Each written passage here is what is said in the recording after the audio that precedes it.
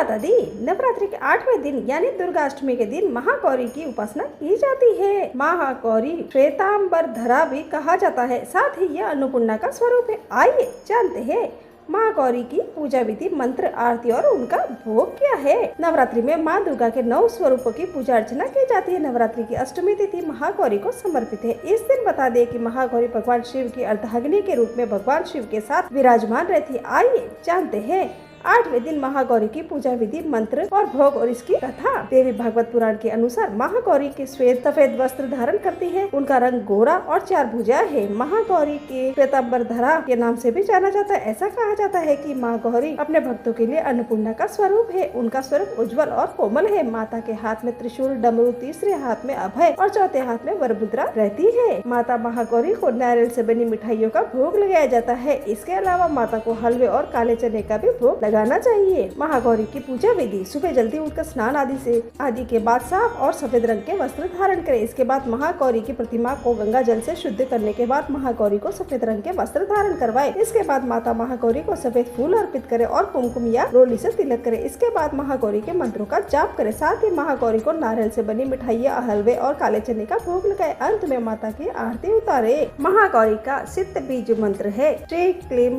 ह्रीम वरदाय नमः।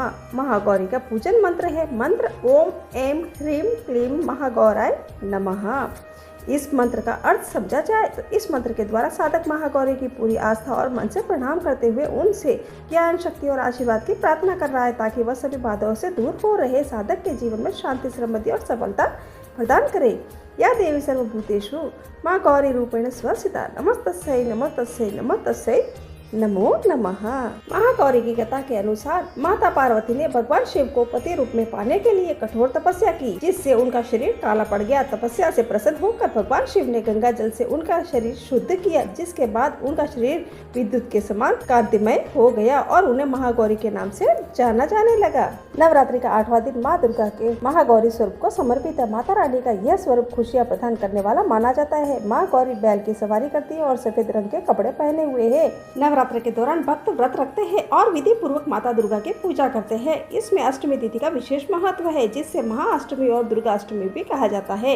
इस तिथि को इसलिए खास माना जाता है क्योंकि इसे माता महागौरी की पूजा और चंड मुंड नामक दानवों के संहार से जोड़ा गया है।